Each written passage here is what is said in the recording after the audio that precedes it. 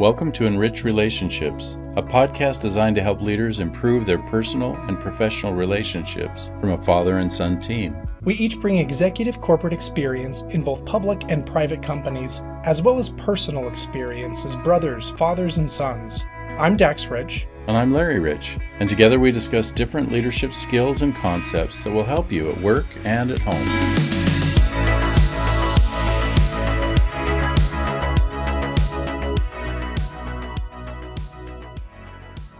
Once you've established that home court advantage and you've created a safe environment to begin that conversation, the next step is thinking about where do you want that conversation to go, as well as how do you want that conversation to start.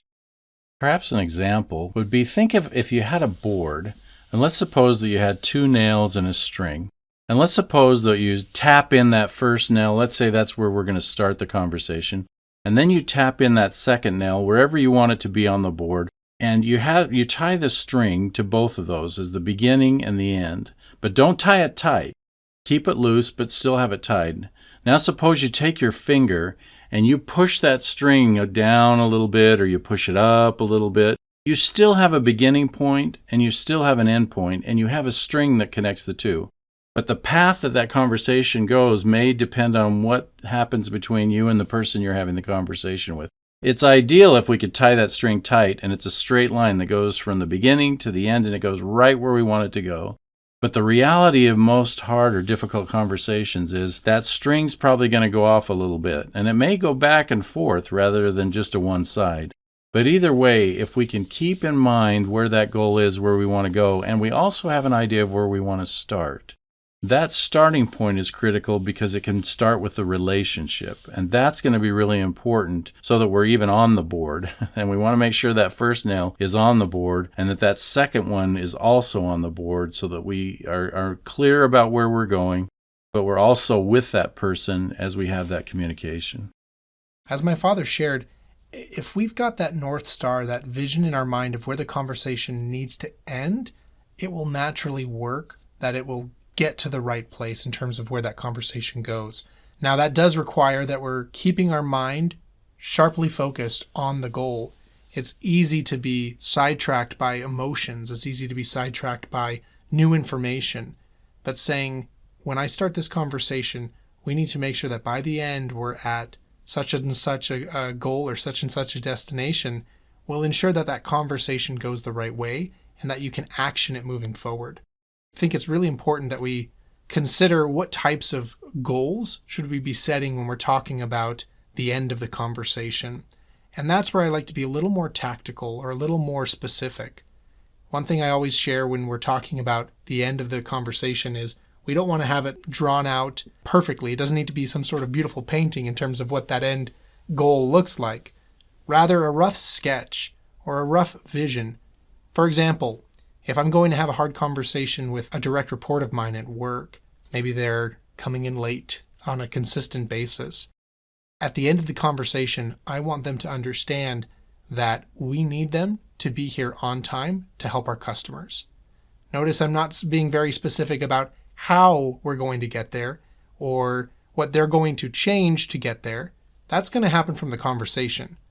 But the goal is going to be very clear, and it's going to be our North Star, and that's that there's something that changes so that they can be here on time to service the needs of our customers. And having that starting point in the conversation will really depend on our relationship with that person.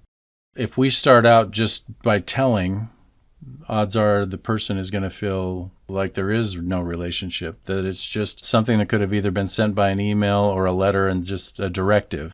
But if it's something that we feel like we're trying to change a behavior, we're trying to change a paradigm, we're trying to move a person to a different level, then that starts with our relationship with them.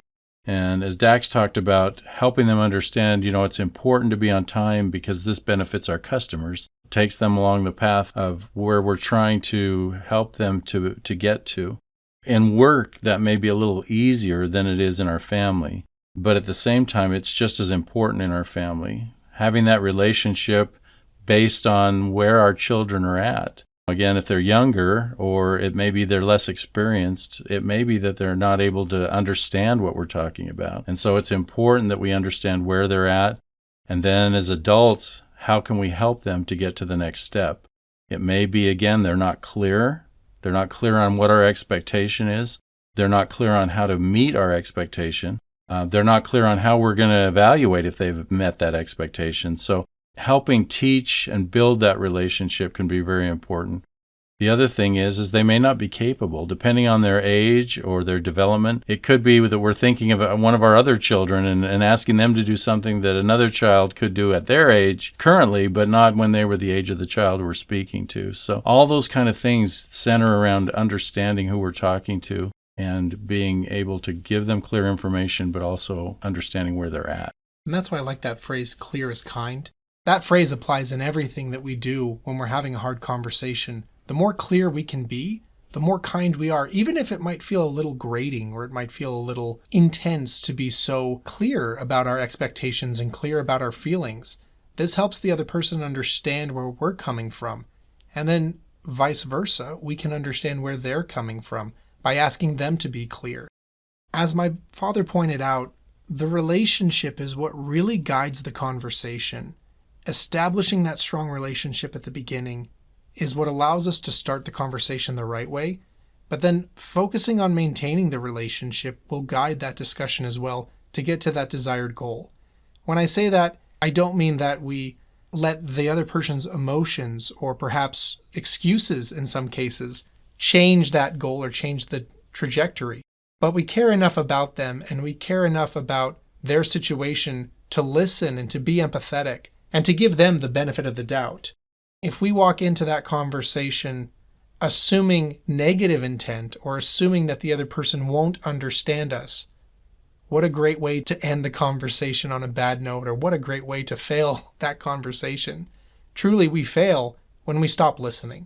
When we're going to go into any conversation and we're looking from the beginning to the end, we're looking at that string and we're saying, how do I get from one end of the string to the other? We focus on the relationship. We focus on listening. We focus on understanding the other person so that together we can get to that desired goal. Thank you for tuning into today's episode, and be sure to check out our other episodes where we explore additional ways to enrich your relationships at work and with your family. Before you take off, we invite you to subscribe and share what you liked from this episode with friends, colleagues, and family. Take a moment and share feedback and suggestions with us directly at enrichrelationshipspodcast@gmail.com. Lasting change comes from enriching your relationships both at work and at home.